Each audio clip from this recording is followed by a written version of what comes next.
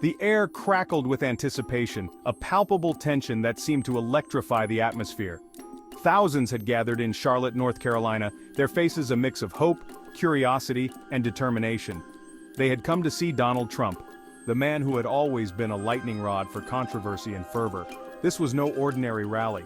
The stakes were higher, the emotions more intense, and the crowd more diverse than ever before. It was Trump's first public appearance since President Biden announced he would not seek re-election, a moment that had sent shockwaves through the political landscape. The crowd buzzed with a mix of excitement and apprehension.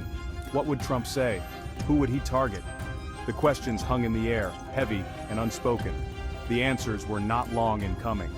As Trump took the stage, the crowd's energy surged, ready to hang on his every word, to cheer, to jeer, to react. Trump took the stage. The crowd erupted. Chants of USA, USA, USA filled the air. Trump smiled, soaking it in.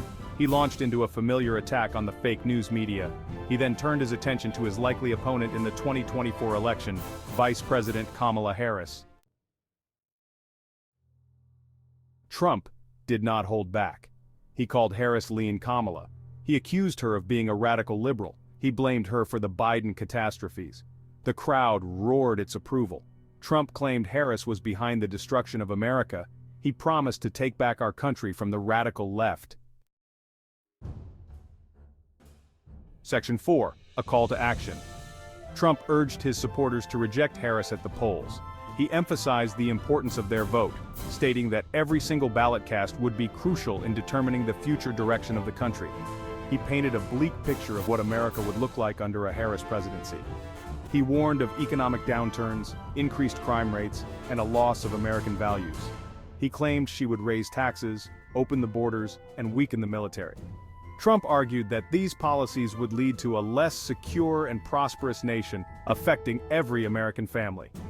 The crowd listened intently, hanging on his every word. They were visibly moved by his passionate plea, nodding in agreement and cheering at key points. Trump's message was clear. The 2024 election was a battle for the soul of America. He called on his supporters to mobilize, to talk to their neighbors, and to ensure that their voices were heard loud and clear on Election Day. The stakes, he said, had never been higher. Section 5. The road ahead. As we look forward, the political landscape is charged with anticipation and uncertainty.